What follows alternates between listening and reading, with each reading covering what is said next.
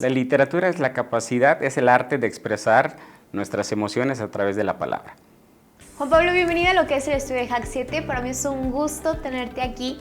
Y para comenzar con la entrevista, a mí me gustaría que platicáramos un poquito, primero que nada, cómo nace esta vocación de orientar al futuro de México, así le voy a poner. O sea, ¿por qué como maestro? ¿Qué te lleva a todo eso?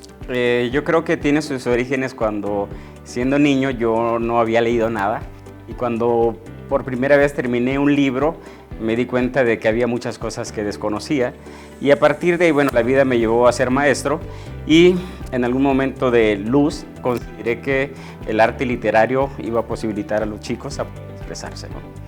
Cuando inicias con esta parte, bueno, tengo entendido que la institución en la que estás, me lo platicabas un poquito antes de comenzar, da como esta apertura a que los chavos ahora sí que busquen lo que les apasiona, o sea, los orienta como a abrirse. ¿Por qué lo crees? O sea, creo que te toca a ti como, sí, lo que viven los chavos, pero también como la parte desde arriba, no sé si lo puedes explicar un poquito bien, pero ¿por qué? ¿Por qué esa apertura? Tiene un poquito que ver con los orígenes de la escuela. La directora general consideró que en su proceso de estudio y de maestría, diseñar una escuela donde los chicos fueran felices. Ese es el propósito fundamental de la escuela. Y después, si ese es el propósito, vamos poniendo dos condiciones para que los chicos desarrollen todas sus capacidades, ¿no? Y uno de ellos, darle la libertad para que puedan crear arte. Yo creo que en gran medida la escuela está enfocada en eso, ¿no? ¿Cómo nace a partir de eso este proyecto que traes hoy a presumirme, que es Letras Tempranas? Nació hace 5 años con un grupo de niños de 12 años. Les dije, vamos haciendo un libro. Yo ya había tenido experiencia de hacer libros en otros colegios, pero aquí le propuse a un niño que se llama Emilio Martínez, oye, ¿cómo te imaginas? El título Letras Tempranas fue de él, y él dice, ¿sabes qué? Como somos chiquitos, hay que llamarle Letras Tempranas. Pasó un año más o menos en que el proyecto madurara, pero finalmente, como nos comprometimos con los papás a hacer un libro, nos pusimos a escribir, nos pusimos a editar.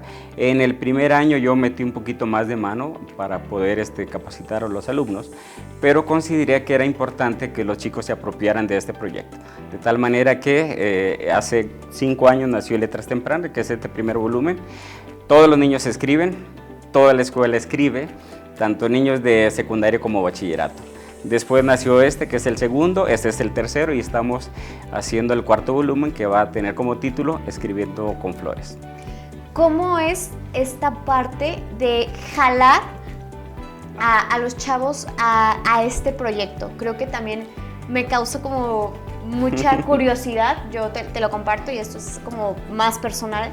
Yo estaba en la preparatoria, en un taller de literatura, y a mí me costaba mucho esta parte de escribir. O sea, me gustaba toda la experiencia, pero escribir era donde ya pared, ¿no? Me topaba con pared en esa parte. Entonces, ¿cómo es que, digo, bueno, ya en la prepa es una edad un poquito diferente, ya es más experimentar lo que te gusta, pero ¿cómo es que jalas a chavos de secundaria a este proyecto y a decir, ¿sabes qué? Exprésate, está bien, te invito a esto. O sea, ¿cómo les compartes como esa pasión? Tiene que ver con que, como te decía antes, la escuela, uno de sus valores es la libertad. Los chicos tienen muchas posibilidades de hacer lo que les guste. Desde primero de secundaria, los alumnos empiezan escribiendo minificciones, que son pequeños cuentitos que será de un párrafo, en el tema que sea, con los personajes que sean. Y poco a poco yo les voy ayudando a que esa experiencia que no tienen todavía en el arte literario la vayan practicando. Después pasan a segundo, les voy subiendo de nivel, llegan a tercero y les subo el nivel. Y algo padrísimo también que pasa con la literatura es que los alumnos los motivo a que tienen que escribir con elegancia. Es decir, las palabras cultas que encuentran en sus libros, que además promuevo o se promueve en la escuela, subrayan, hacen un glosario, y con esas palabras, no sé, el umbral, por ejemplo, ¿no? Lo van aplicando en sus textos. Por eso vas a ver que en estos libros son niños de 12, 13, 14, 15 años que escriben con una elegancia que normalmente no se ve en niños, pero tiene que ver con que se promueve la lectura y obviamente la práctica de la escritura.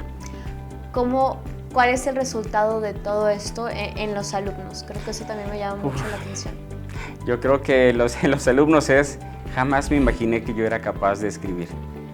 Entonces ahí me toca a mí decirles que se tengan mucha paciencia, porque es complicado al inicio, pero cuando un chico me dice, es que no sé escribir, es que yo no se me da la poesía, encuentro distintas maneras para que los ponga a escribir poesía, por ejemplo. Y lo más importante es, escribe lo que sea, como quieras, bajo las condiciones que quieran. Y normalmente en la escuela y en las clases de español hay música.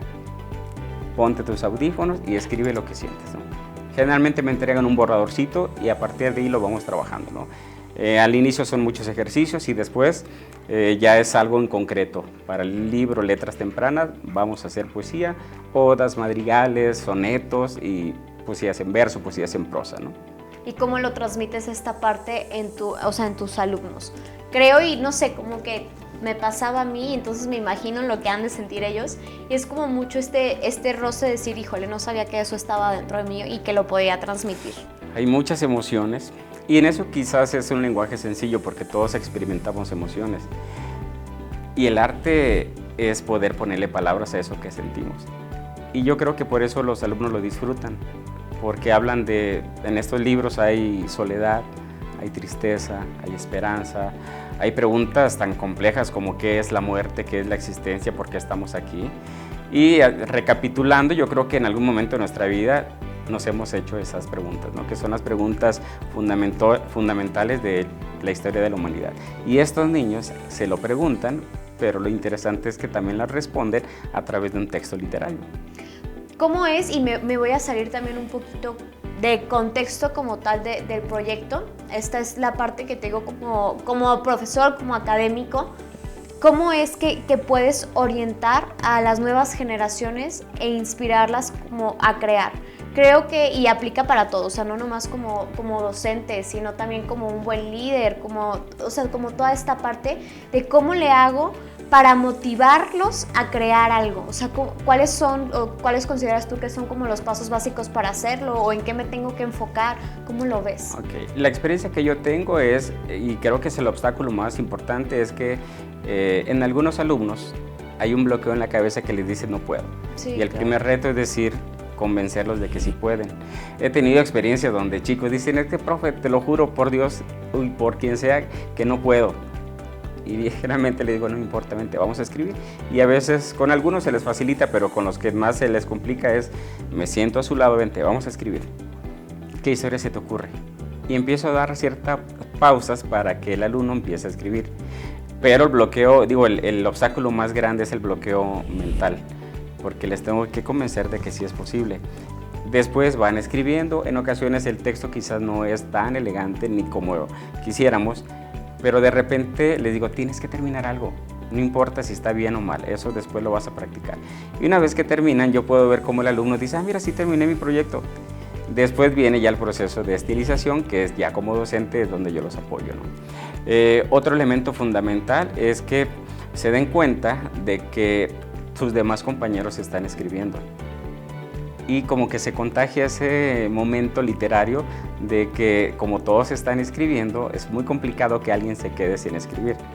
Además, es una clase muy dinámica porque es muy libre, porque hay chicos que si quieren escribir en el piso, escriben en el piso.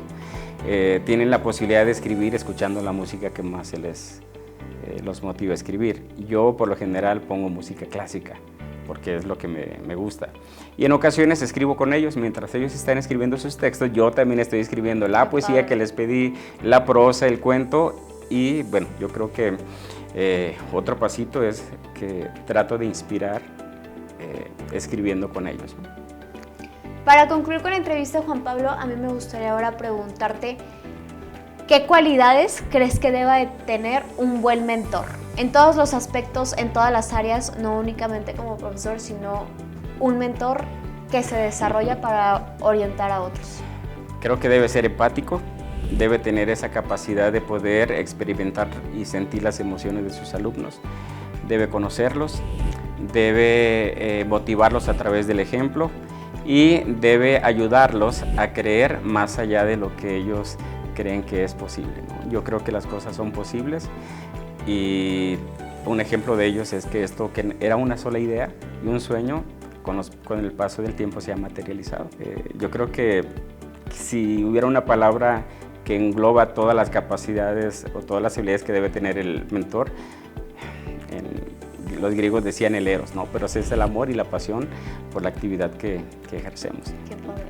Muchísimas gracias por venir a compartirlo conmigo. Se me hace increíble el proyecto que estás haciendo y cómo creo que muchas personas estábamos buscando profesores como tú que nos inspiren a creer en nosotros, y qué padre la manera en que lo estás haciendo. Muchas gracias por venir a compartirlo conmigo y espero verte tan pronto. Muchas gracias, Paulina, por la invitación. Gracias a todos, espero que les haya gustado la entrevista y no se olviden de seguirnos en nuestras redes sociales.